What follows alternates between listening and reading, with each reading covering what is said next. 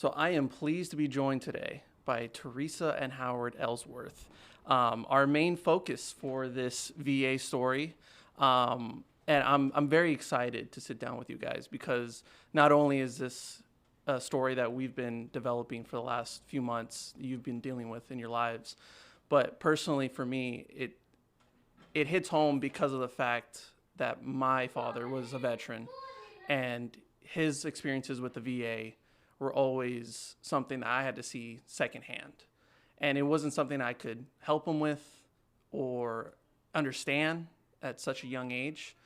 To now kind of see it at first glance with you guys.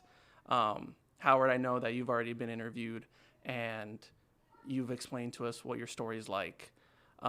And there's still so much to unpack, especially over the last few months. Oh yeah. When you're going through court, that happens. Right. But I think this was very important to also add in, Teresa, and your experience not being fully involved like Howard is, as far as a sense of like how personal it can be, the health issues and all that, but to also see it from a significant I get the other. whole admin part of it. Exactly. When we first got together, I was kind of on the back burner of he's at least getting health, so he's getting the support he needs. And I was there as the supporting wife, but I had 2 kids and a job. 2 years ago when I lost my job, because of the fact that I just had my child and refused to go back into an office, I was able to say, okay, what do I need to do? Realize that his health wasn't where it needed to be at, and ask him what I needed to do to help him get it back to where it needed to be. It was shocking to learn that he said, you need to take over the VA, because at 30 years old, I've come to the conclusion that I can die tomorrow and no one would care. And I tell him this all the time. When I first started, I thought he was crazy. I was like, it can't possibly be this hard to get you the care that you need. Like, you fought for our country. It should be granted to you with no fight. And the over 2 years that I've been doing this, I've learned that he wasn't just crazy, and that it is a complete and total pain to get them the proper care. And it's no longer, as I tell him through this journey, it's no longer just getting his story out there and having our voice heard. It's being the voice for the servicemen and women that don't have the support system and that can't continue this fight on their own. And the veterans that can't do it, that they've been fighting for years and they just give up because they don't have the proper channels to go to, they don't know where to turn, and they don't have a voice. I think that's the whole reason why we're doing this story, is that it should be as simple as you fought for our country, you should be taken care of once you get back home, right? And we were promised when we signed the dotted line. Exactly. It's man of their word type of a issue, and then also the fact that it's not just the veteran that it impacts; it's also you, Teresa, your kids, the whole family, and your life being for the rest of your lives, right? And one of the things that we mentioned after the first interview was, it felt like you wanted to say something. It felt like you had so much on your chest that you wanted to get off. And this isn't about just, pardon my language, but crapping on the VA, because it's the same thing with multiple, corporations, businesses, organizations around the world. Is obviously they're going to have issues. Obviously there's things that can be improved. What are those things, especially in this case for the VA? I think the biggest issue that the VA has is communication. They have so many different departments and none of them communicate with each other. Like, none of them.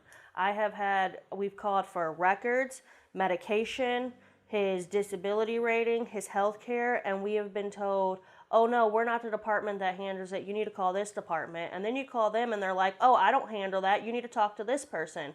And you get bounced around and you never get a straight answer from like anyone. And a good example of that is when I requested his medical records, just simply to show that one of their doctors sent medication to him without doing any lab testing for his A1C, nothing. Like, it's been 2 years. We talked over the phone, and he sent medication based off of his height and weight. Like, and we begged him not to, and got told, oh, well, I'm the doctor, I know what I'm doing. I requested it months.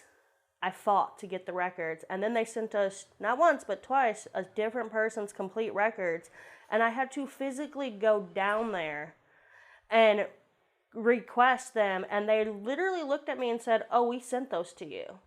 And I had to laugh and say, no, I have what you sent me. They weren't my husband's.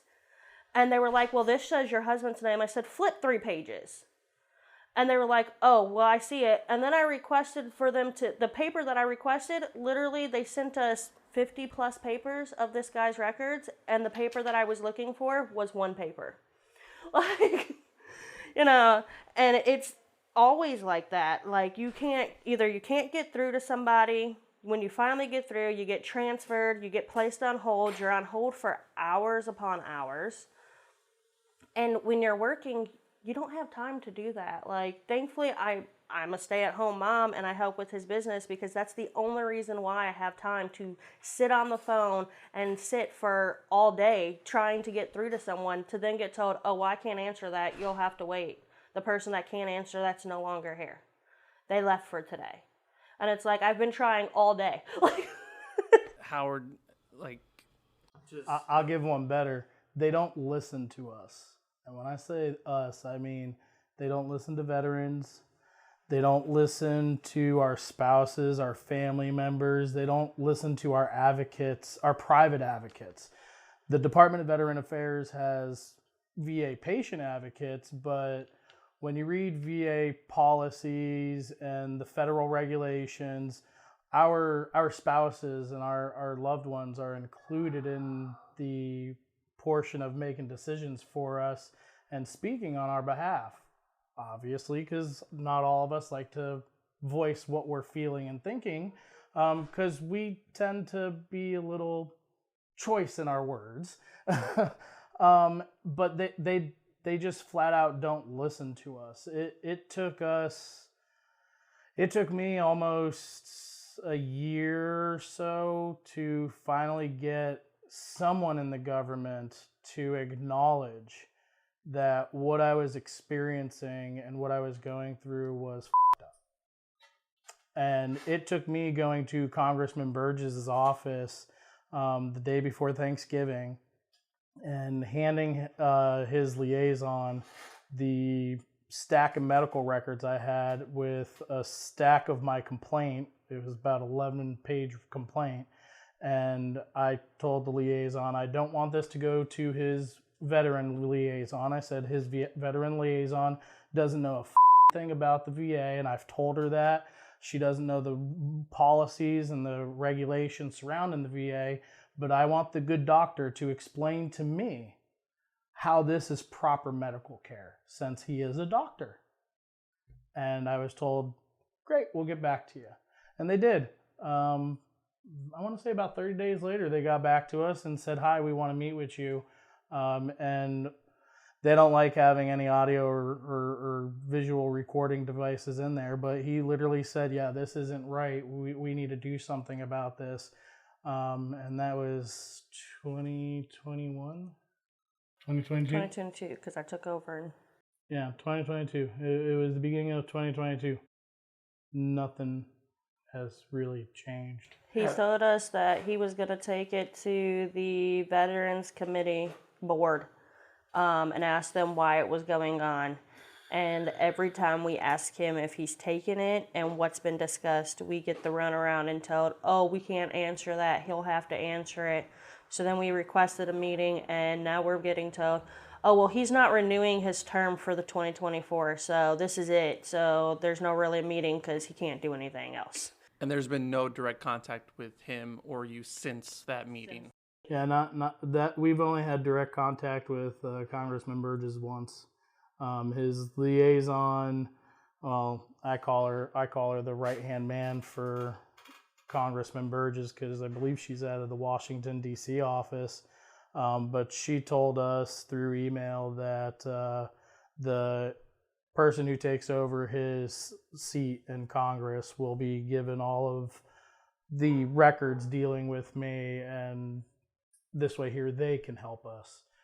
So as a citizen of the United States, I have to wait for my government to go through change to pick this back up. When it comes to at this point, and there's still some things to discuss as far as your legal case. Oh, and, yeah. we'll get to that in a second. I think just generally, now that you've dealt with all this, when do you feel like you've gotten justice? Like, what's a time, anything, whether it's communication, whether it's, healthcare, when do you feel like, both of you, like, this is finally what I wanted the entire time? The justice will be when he has proper care that's not through the VA, and that I don't have to fight for it. Or pay for. Because that's where we're in a battle right now, is continuing his community care for simple stuff, his primary care, his audiology. Like, every time that it needs to be renewed, we have to fight tooth and nail to get it to be renewed. And then when they run certain tests that's supposed to be covered, we get the bill that says this isn't a bill, but we're not covering it because of some bogus reason. And they always try to make it that the providers were in the wrong. They didn't add the referral letter. They didn't put it in this right. And it's like, no, I'm in constant communication with his providers because of them. Because of them, I have had personal cell phone numbers for his provider staff because of how much heartache they have dealing with the VA themselves. And it's not just one provider, it's multiple providers that can't get through to them, have issues getting through the case manager, can't get phone calls back, get papers sent to them, but don't get told how to fill it out, or they fill it out and go, oh no, that's wrong. They lose their faxes. They have them send it multiple different faxes. And so I think for me, when I get told he's going to have care and it's going to be through community and you no longer have to fight for it or pay for it, it's just his name comes across the desk and we're going to approve it, is where it'll be justified of everything we've gone through. They send you those non-bills and they say, well, they're not going to pay for it. It is a bill. It is because the hospital, the provider themselves will eventually send us the bill, and the only way we know that is when you go to your doctor's office, when you go to your provider, they usually have some sort of form in there that says if your insurance doesn't pay for this, you are responsible for the bill. Well, the VA is just the insurance provider for me. And I mean, there's multiple things in that area alone where it's just crazy to talk about it. But the VA is my insurance provider. TriWest is my insurance provider. That's who is sending me to these providers. And if the VA, TriWest, doesn't cover a procedure, but the doctor was told that they are covering the procedure, and I go to that procedure, I'm responsible for that bill. And they will absolutely send that bill to me. And we've tried explaining this multiple times with evidence. Like, we have evidence that he had an audiology where, because he was having dizziness, they ran tests on him that was supposed to be covered, and they weren't covering the bill. And so the audiology sent it to us and said, hey, we're not trying to get you to pay this, but we want your help because they're not paying it. And that's the one thing about his providers is I like that are through the community is none of them have come directly to us and said, we want you to pay this. It's, can you help us get this paid because they're causing issues again. And I fought for almost 2 months before they finally paid it. And then they tried to get him to get one of the tests wasn't going to be covered, so we paid out of pocket for it because it was a test he needed. And the VA was trying to force them to pay us for our $40 back, and we were like, no, we don't need it back. This is what we needed for his health. We have no issue paying it. It's the simple fact that we didn't have $1,600 laying around to pay a bill that should have been covered. as far as like a monetary value to the care that you've gotten, whether it's paid or not through the VA, do you have a number right now? Yes. Are you allowed to say that number? I mean, to be quite honest, I don't know, simply because our case is still pending in court. But I mean, it's a pretty significant dollar amount that we've put on it. And when you file a tort claim is what it's called against the government, in that form you have to name a dollar amount of property damage, emotional damage, all that kind of stuff. So I mean, there's a dollar amount there. And before we started the show, I was telling you about how they've literally taught me how to be a lawyer. One of the things I looked at while doing all this research was, in addition to the monetary damage, there's also a thing called punitive damages. And there's another damage that you can also put in as well. So there's 3 different damages. So we got a monetary damage number in there, that we requested because of the lack of health care and the health issues that I was having. There was damage to clothing, bedding, sheets, towels, washers, dryers. So I mean, there was damaged property, the mental anguish that it put on me as well, the mental stress that it put on to me, the embarrassment from what I was going through, physically, the physical things I was experiencing was just crazy. And to be quite honest, now looking back on it, I think we filed this about 2 or 3 years ago. I wish that number was a little bit higher than what I put down there, because it was not covering my mental stress at all, especially the mental stress up to this point, and what's to come as well. But the punitive damages, we stuck in a very specific number into the punitive damages, and part of the reason for that is the punitive damages are supposed to pretty much be hey, you guys need to stop doing this, and this is why you're going to stop doing it, so you don't have to pay out this huge sum right here. And it's $22+ million that we put in that punitive damages in the courts. And because 22 Veterans Day commit suicide, and to be quite honest, I was almost one of them. Whether I was going to commit suicide myself or I was going to let my health problems kill me, I had accepted that at the age of 30. Like Teresa said, I had accepted that at the age of 30. So we put in that number specifically for that. And then the other damages, that is a really fancy word that I can't say right now, pretty much goes over like what you want to have happen. And what we put in there was my health care. We want my health care to be covered for life, not have to go to a VA for it, but the VA is going to pay for it. And we also put in there that we didn't want a gag order, because we want to be able to talk about this, because this is a freaking issue. And I know a lot of cases that go through the court systems like this, they don't get talked about, and I have to assume there's a gag order in place in the settlement process. So we put in there, we don't want a gag order, and I want an apology from the VA.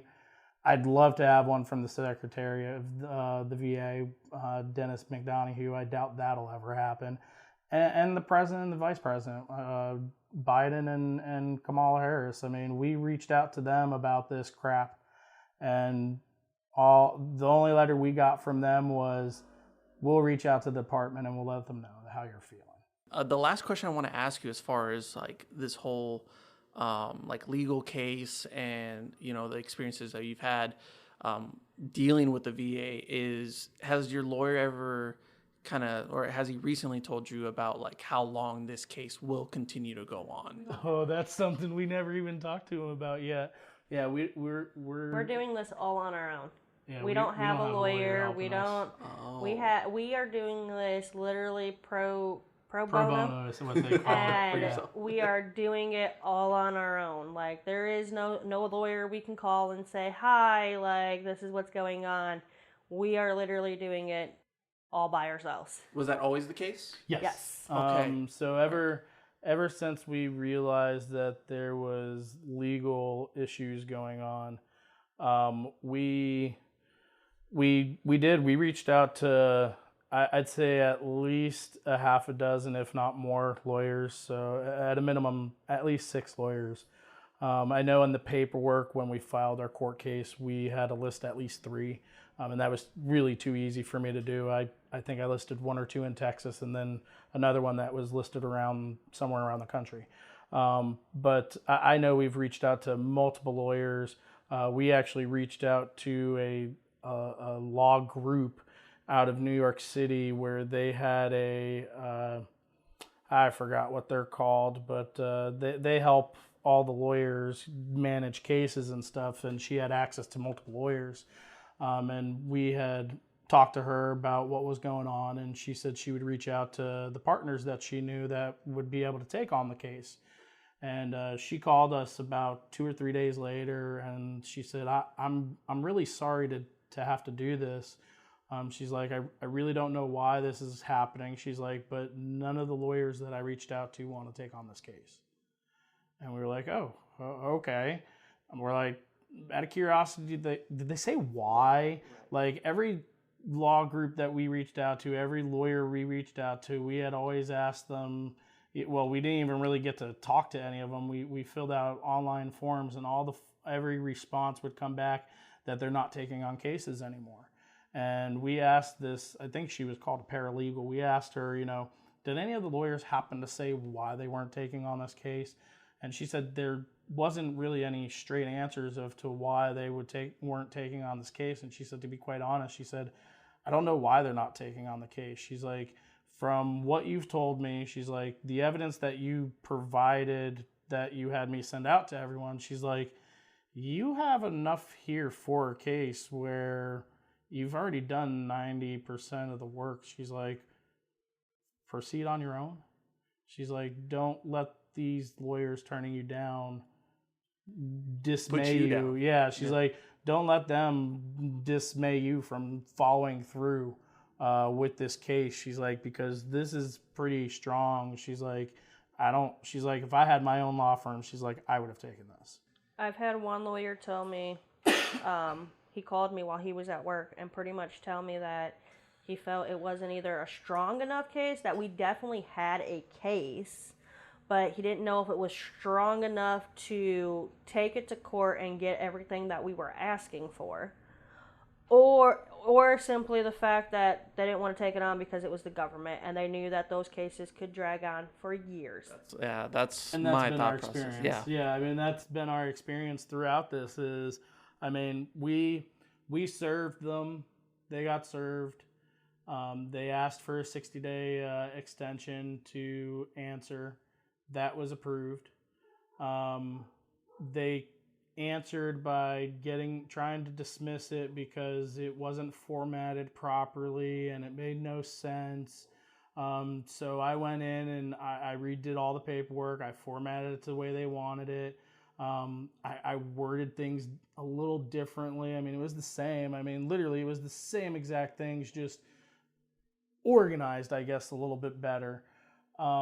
And when we put in that, I mean, and literally they took that 60-day leave and filed on like day 59. When we went and we filed an amended complaint, they then asked for another 60 days to answer. So they had, I mean, when they got served, they had, I believe it was 120 days or 90 days, something like that, to answer. They filed at the last minute a motion to have it extended. They got it extended. We filed an amended complaint. Then they got another 60 days. I mean, they had almost 6 months. And it's not like anything really has changed. It is literally the same complaint, the same evidence. Release. Like everything is still the same. It's just got their legal mumbo jumbo thrown into it because that's what they said that needed to happen. And they continued to ask for leaves to get their case together and be able to rebuttal our case. Yeah, and then they asked for it to be dismissed. Mm-hmm. I plan on going back to school so that I can get my master's degree in health and human services, so that at one point I can open up an organization where I can help any kind of serviceman. You got an addiction, come to me. I'll help you find, get the care you need, get back on your feet, get back into society. You need help filling out your paperwork? Great, we know how to do it because we've done it. You should have an increase in your disability because you have more issues because of it. I'll help you. And that's ultimately my goal, is to be a voice for veterans at this point. I know how I am, and if it wasn't for my wife, she's put in a lot of work. I mean, I know I do a good amount of talking about it, but she does a lot of the heavy lifting of, let's do this, let's do this, let's do this. And I know if she wasn't here, I wouldn't have done this. I wouldn't be having a pending court case against the VA for medical malpractice. I would have done what I was taught in the military, brushed my hands clean and said, well, this is what I'm being told I have to do, so this is what I got to do. Ironically, it would have killed me, but that's where I was at, and I know there are so many more, and it's not just it's men, women. I mean, it's not just one branch. It affects all of us. We don't want to go and do this head on because we know it's going to cause us stress, and we don't want to deal with that. And a lot of us don't have someone that we could rely on to say, hey, this is what's going on. What can you do to help me?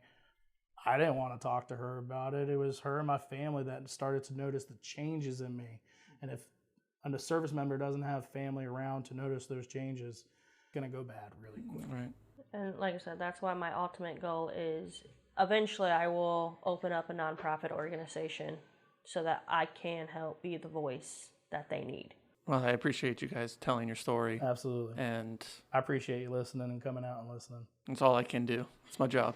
Teresa, Howard, thank you so much. We appreciate it. Thanks, Armando.